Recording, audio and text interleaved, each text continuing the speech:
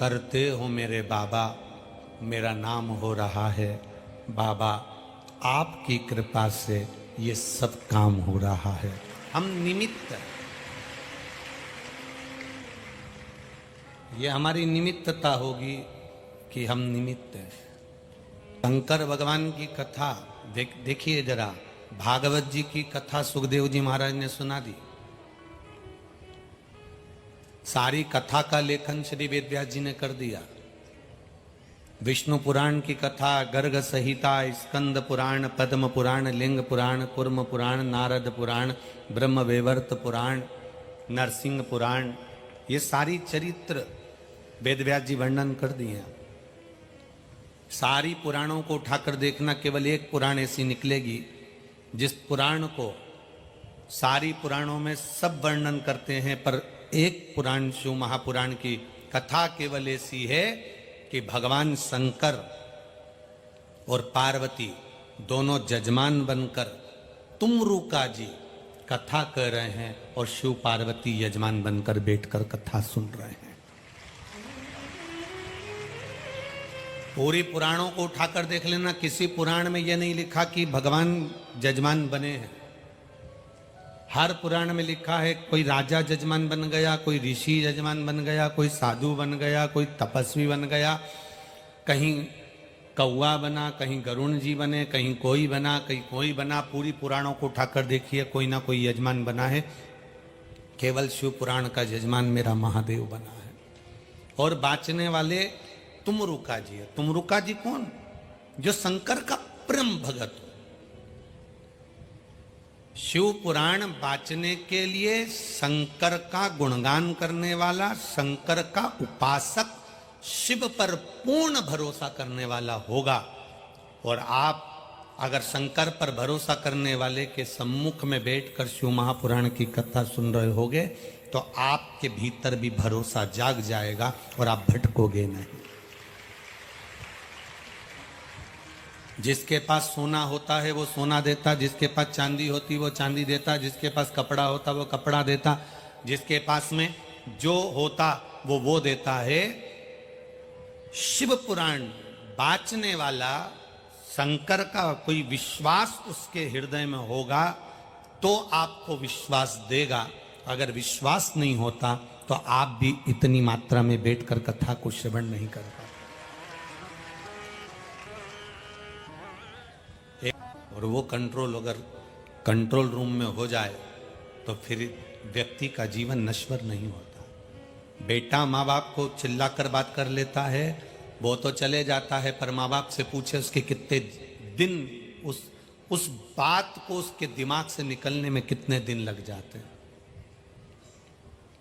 कितने दिन लग जाते हैं, विचार करिए। भाई भाई को अपशब्द कह देता है, उसको दिमाग से निकलने में कितने दिन लग जाते हैं।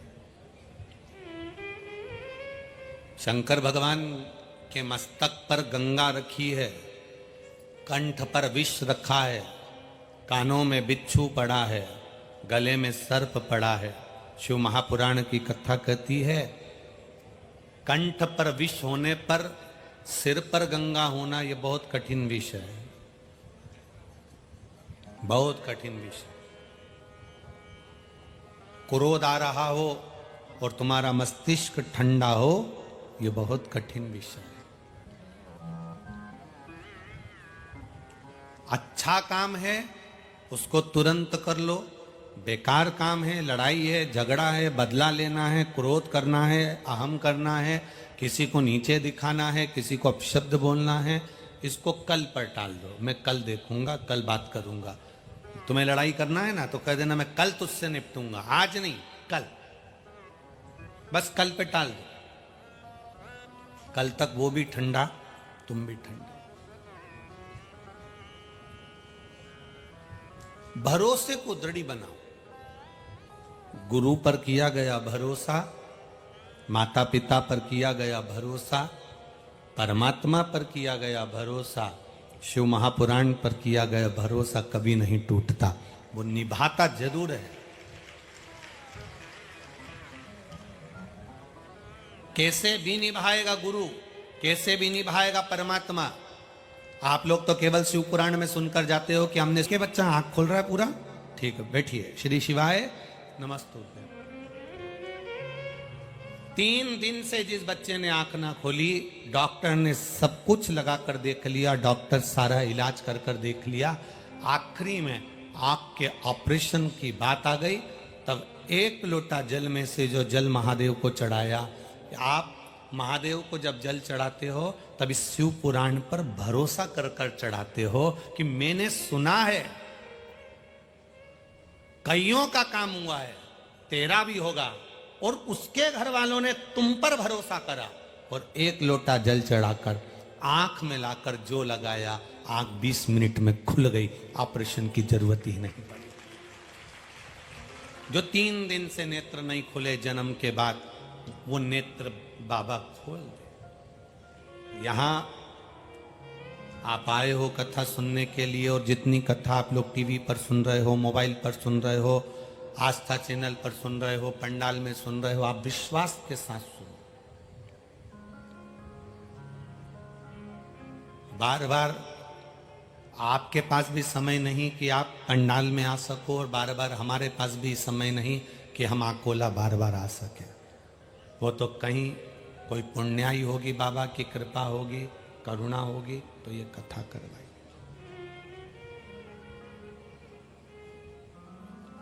बहुत कठिन है, बहुत।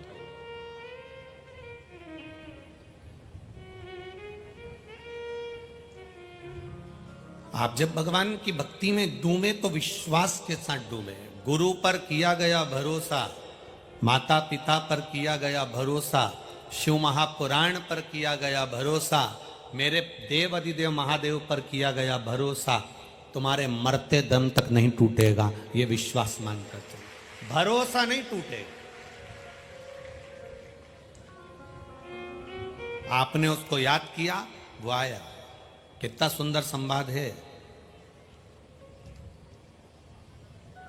आश्रम में एक माता रहती है और वो मां जल भरने जा रही है, और छोटा सा बच्चा दूध दूध पीने वाला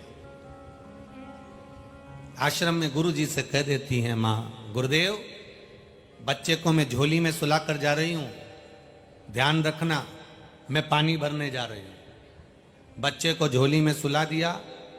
संत गुरु से कहा, गुरु से कहकर वो माता जल भरने चल दी। थोड़ी दूर माता पहुंची, उसके मन में आया गुरुजी तो सुबह के समय अनुष्ठान करने बैठ जाएंगे, तप करने बैठ जाएंगे, साधना करने बैठ जाएंगे, मेरा बच्चा अकेला झोली में पड़ा रहेगा, वो रोएगा, गुरुजी ध्यान नहीं दे पाएंगे। कोई हिंसक पशु पक्षी आ गया, मेरे बच्चे को खा गया तो दिक्कत हो जाएगी। गुरुजी के आश्रम में वो माँ वापिस दौड़ कर चली गई, दौड़ कर गई, गुरुजी अपने साधना में लग गए, चली गई। अब बच्चे को साथ में लेकर झोली में बांधकर जल भरने चले। अब जल भरने के लिए जब मां गई, यहां पर गुरुजी के नेत्र खुले। 1 घंटे के बाद जब गुरुजी के नेत्र खुले तो गुरुजी ने बच्चे को देखा, झोली हिलाई, बच्चा नहीं था। गुरुजी खड़े हुए, झोली में देखा बच्चा नहीं, पूरे आश्रम में देखा बच्चा नहीं, सबसे पूछा बच्चा नहीं। बच्चे को ढूंढ ढूंढ कर गुरुजी थक गए। तब गुरुजी ने विचार करा, बच्चा नहीं मिल रहा तो करूं क्या, मेरे भरोसे पर छोड़ कर गई है, मेरे विश्वास पर छोड़ कर गई है। तो गुरुजी ने एक दुर्बा पड़ी थी, उस दुर्बा को उठाया, घास को उठाया, कुशा को उठाया और झोली में डाल दिया। झोली में डाला तो उस कुशा को डालने से एक बच्चा जन्म ले लिया। जब वो माता अपने बच्चे को और पानी लेकर वापिस आश्रम में आई,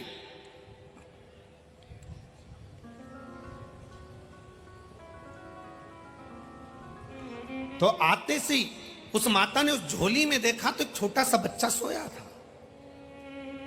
माता ने गुरुजी से पूछा, गुरुदेव मैं तो अपने बच्चे को लेकर चली गई थी, फिर ये झोली में बच्चा कहां से आ गया।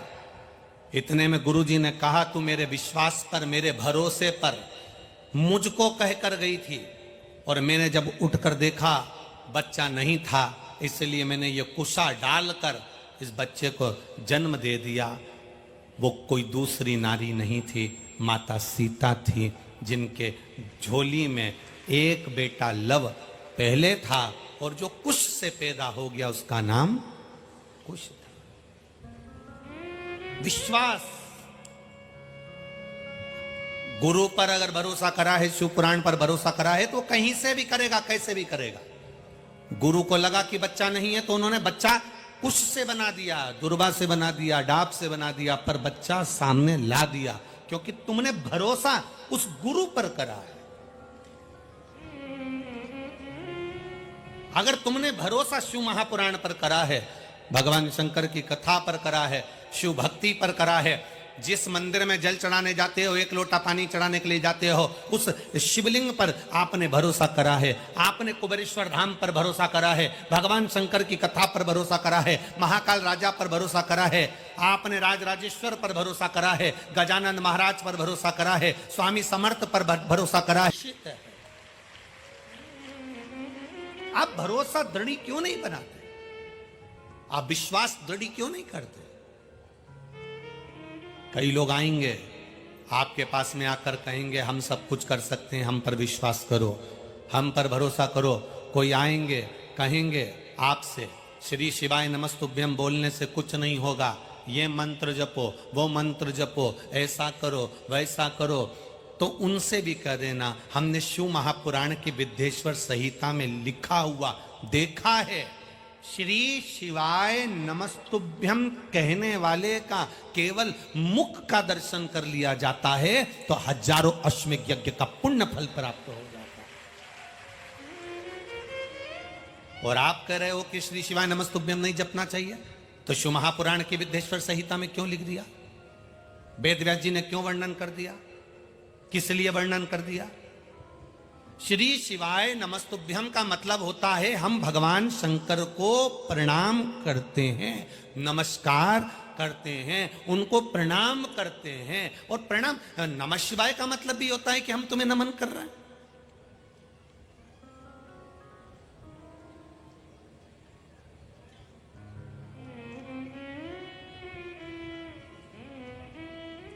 परमात्मा को नमन करना, हर पल, हर घड़ी, हर क्षण नमन कर।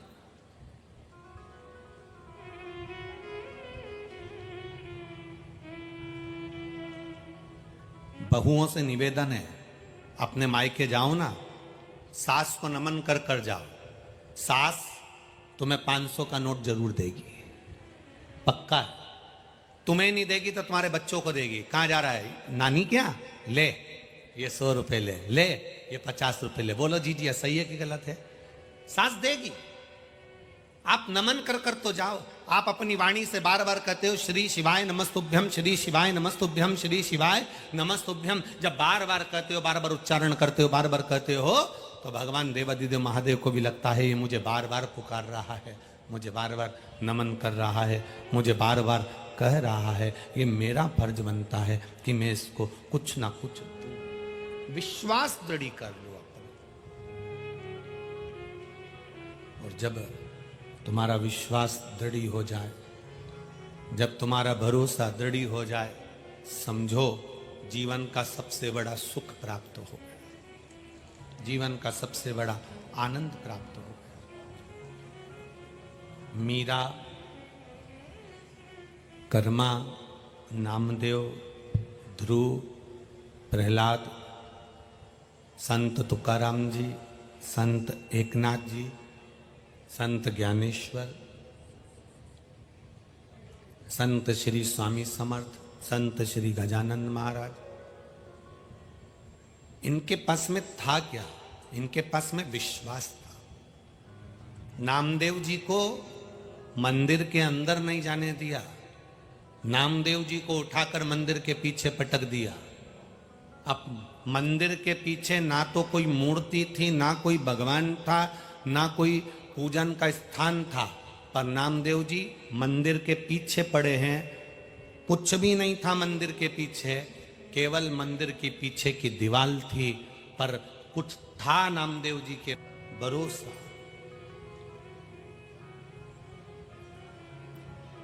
कौन कहता है भगवान आते नहीं, कोई द्रौपदी की तरह बुलाते नहीं। कौन कहता है भगवान खाते नहीं, कोई शबरी की तरह खिलाते नहीं।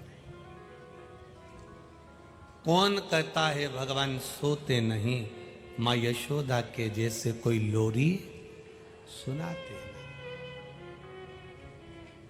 कौन कहता है कि मेरा महादेव सुनता नहीं है। लोग कहते हैं ये पत्थर का शिवलिंग है, ये पाषाण का शिवलिंग है, ये पत्थर की मूर्ति है, ये पत्थर की मूर्ति है।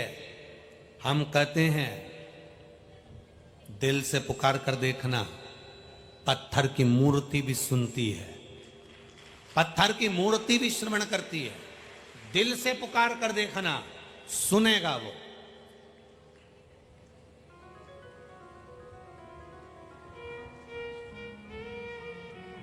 एक बूढ़ी मां की कथा बड़ी सुंदर है महाराज। एक बूढ़ी मां, उसके पास में छोटे से लड्डू गोपाल थे, छोटे से लड्डू गोपाल। उनकी सेवा करती थी वो, स्नान करा देती, कपड़े पहना देती, अंगवस्त्र से पोंछ कर इत्र लगा देती, सुंदर मुकुट कांचनी श्रृंगार आदि कर देती, मुकुट आदि कांचनी वगैरह लगाकर श्रृंगार कर देती, फिर राजभोग रख देती, भगवान को दर्पण दिखाती, राजभोग रख देती। अब उसके मायके में शादी आ गई। उसने अपनी बहू से कहा कि मुझे मायके जाना है बेटा, और मेरे घर में लड्डू गोपाल की सेवा है, ठाकुर जी की सेवा है, क्या तू कर लेगी? बाहर का ना बढ़ा के अंदर का बढ़ा। मेरे घर में लड्डू गोपाल की सेवा है, अपने घर में, क्या तू कर लेगी? मां क्या करना है बताओ, क्या करना है आप मुझे बता दो, क्या करूं मैं, क्या करना, बोलिए। मां ने कहा 3 बार ताली बजाकर भगवान को उठा लेना, उनको थाली में बिठाकर स्नान करा देना, उनको थाली में बिठाकर स्नान करा देना, और स्नान कराकर अंग वस्त्र से भगवान को पोंछ देना, फिर इत्र लगाना, फिर कपड़े पहनाना, फिर उनको मुकुट कांचनी लगाना, फिर मुकुट कांचनी लगाकर जब पूरा श्रृंगार हो जाए दर्पण दिखाना, दर्पण दिखाए भगवान मुस्कुरा दे, तब भगवान को भोग लगाना। ठीक है मां, फिर राजभोग करा देना, भोग लगा देना, ठीक है मां, ऐसे ही करूंगी, पक्का। आप मैं जाऊं? हाँ जाओ। बहू ने 3 बार ताली का नाद किया और 3 बार ताली का नाद कर कर बहू ने भगवान को उठाया, स्नान कराया, इत्र लगाया, वस्त्र पहनाए, श्रृंगार करा। बाद में सास ने कहा था दर्पण दिखा देना, भगवान मुस्कुरा दे तब राजभोग धरा दे। अब इसने दर्पण दिखाया, भगवान को कांच दिखाया, दर्पण, और ये विचार करने लगी भगवान तो हंसे ही नहीं, मुस्कुराए नहीं। इसका कहने का मतलब सास का ये नहीं था कि भगवान हंसेंगे, उसका मतलब था कि दर्पण दिखाओ तो भगवान मुस्कुराते हैं। अब इसको लगा कि भगवान तो मुस्कुराए नहीं, तो मैं राजभोग कैसे धराऊं? मुझे लगता है भगवान की सेवा में कोई कमी रह गई। अब इसने भगवान के फिर वापस कपड़े उतार दिए, श्रृंगार उतार दिया, भगवान को वापस गादी रजाई में सुला दिया। सुलाने के बाद में 2 मिनट बाद वापस आ गई, फिर 3 बार ताली बजाई। ताली बजाने के बाद में फिर वापस भगवान को थाली में रखा, स्नान कराया, कपड़े पहनाए, श्रृंगार करा, फिर बाद में वापस दर्पण दिखाया। सास ने कहा था भगवान मुस्कुरा दे तब राजभोग धरा देना, जो दर्पण दिखाया तो भगवान मुस्कुराए नहीं। इसको लगा मेरी सेवा में कोई कमी रह गई, इसने वापस भगवान के कपड़े उतार दिए, फिर उतार दिए, फिर भगवान को स्नान कराया, फिर श्रृंगार करा, फिर दर्पण दिखाया, भगवान मुस्कुराए नहीं। अब इसको कौन समझाए? पीतल की मूर्ति है, कोई मुस्कुराएगी क्या? ये तो हृदय का भाव होता है। सास ने कहा था भगवान मुस्कुरा, मतलब दर्पण दिखाओ तो भगवान मुस्कुराते हैं। ये सास के सहज भाव था, पर भगवान नहीं मुस्कुराए। इसने वापिस कपड़े उतार दिए, फिर सुला दिया। सवेरे 7 बजे से भगवान को बार बार निला रही, श्रृंगार करा रही। दोपहर की 3 बज गई। भगवान भी मन में सोच रहे, निलाई निला रही है, खिला तो कुछ भी नहीं रही है। भगवान को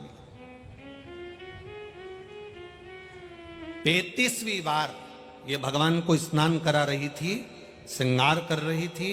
श्रृंगार कर कर भगवान को जो दर्पण दिखाया, भगवान पीतल की मूर्ति में से 2 दांत निकालकर मुस्कुरा दिए। पीतल की मूर्ति में से 2 दांत निकालकर मुस्कुरा दिए। और मुस्कुराकर भगवान को लगा जब तक हंसूंगा नहीं तब तक ये खिलाएगी नहीं। बहुत देर से निला ही निला रही है। भगवान मुस्कुराए और तुरंत भगवान के तेरे नहाने से अब डर लगने लगा, इसलिए अब कुछ खिला दे। भगवान ने भोजन किया। अब तो बहू प्रतिदिन भगवान का श्रृंगार करती, वस्त्र पहनाती, और वस्त्र पहनाकर जो दर्पण दिखाती, भगवान पहली बार में ही हंस देते, क्योंकि भगवान को मालूम है फिर नवा देगी, ये फिर निलाएगी, ये बार बार निलाएगी। इससे अच्छा है कि मैं मुस्कुरा दूं, मैं हंस दूं। भगवान फिर मुस्कुरा देते। सास आ गई। सास ने बहू से कहा, तो श्रृंगार पूजन कर रही है बढ़िया? बिल्कुल।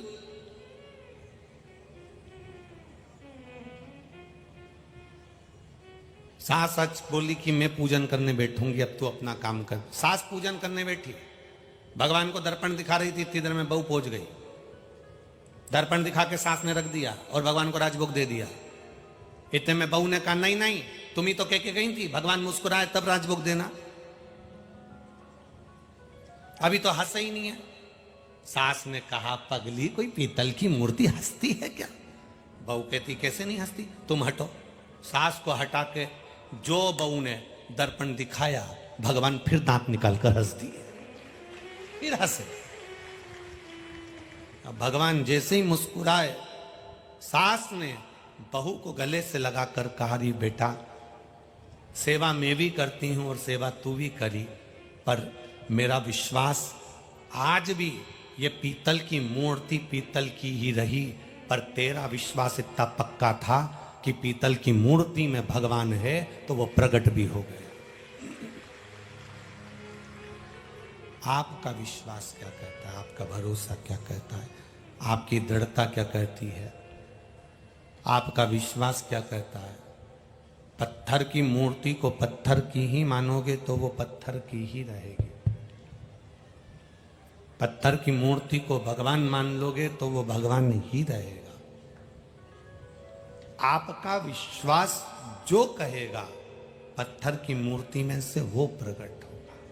मानो तो मैं गंगा मां हूं, ना मानो तो बहता पानी। आपका विश्वास क्या कह रहा है? इतने लोग कथा में आए, एक एक व्यक्ति से कोई माइक लेकर पूछ ले कि तुम क्यों आई हो कथा में, लोग कह देंगे हमारा विश्वास है। हम जानते हैं, हम अगर कथा सुनने आए हैं, हम इतनी दूर चलकर उसके दरवाजे तक आए हैं, तो एक ना एक दिन वो भी हमारे दरवाजे तक जरूर आएगा। ये हमारा विश्वास है, ये हमारा भरोसा कर रहा है, ये हमारी दृढ़ता कर रही है, ये हमारा विश्वास कर रहा है। हम उसके दरवाजे तक पहुंचे हैं तो वो हमारे दरवाजे तक आएगा। खाली